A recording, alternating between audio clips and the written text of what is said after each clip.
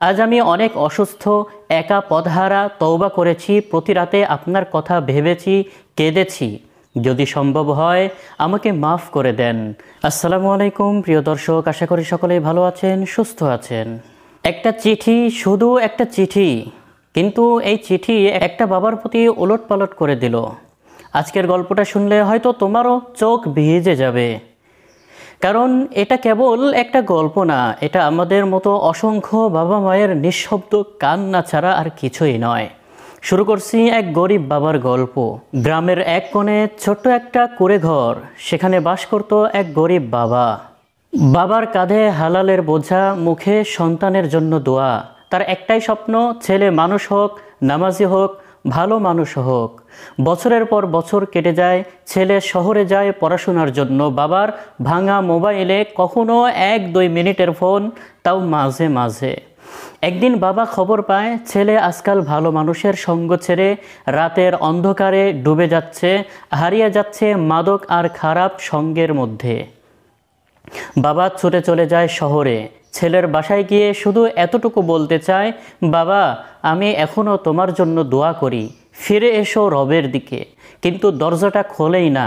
শুধু এখানেই শেষ নয়, কয়েক বছর পর একদিন ডাক পিয়ন বাবার দরজায় দাঁড়ায়, একটা চিঠি হাতে নিয়ে। চিঠির প্রেরক তার সেই নিখোঁজ ছেলে।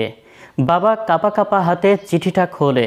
চিঠিতে প্রথমে লেখা, প্রিয় বাবা, আমি জানি আমি আপনার মুখে চুলকানি মেখেছি। আমি জানি আপনি আমায় খুঁজে ফিরেছেন, দোয়া করেছেন আমার জন্য, আল্লাহ তাআলার কাছে আপনি অনেক কেঁদেছেন। আমি জানি না আল্লাহ আমাকে মাফ করবেন কি না, কিন্তু আমি জানি আপনি আমাকে অবশ্যই মাফ করবেন, কারণ আপনি আমার বাবা। আজ আমি অনেক অসুস্থ, একা পথহারা, তওবা করেছি, প্রতি রাতে আপনার কথা ভেবেছি, কেঁদেছি। যদি সম্ভব হয় আমাকে মাফ করে দেন। যদি সম্ভব হয় আমাকে আবার একবার বাবা বলে ডাক দেন। ইতি আপনার অপরাধী ছেলে, আমিন। প্রিয় দর্শক, সেই বাবা চিঠিটা বুকে চেপে বসে থাকে, চোখে অশ্রু, ঠোঁটে কোনো শব্দ নেই, শুধু চোখ মুছে আকাশের দিকে তাকিয়ে বলে, হে আল্লাহ, আমার ছেলেকে হেদায়েত দিয়েছেন, তুমি তাকে রহম করো আর আমাকে মাফ করো, যেন আমি তার পাশে জান্নাতে থাকতে পারি।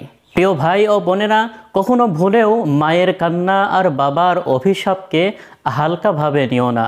তাদের দোয়া যদি তোমাকে জান্নাতে পৌঁছায়, তবে তাদের কষ্ট তোমাকে ধ্বংসও করে দিতে পারে। ফিরে এসো আল্লাহর পথে, এখনই ফিরে এসো রবের দিকে।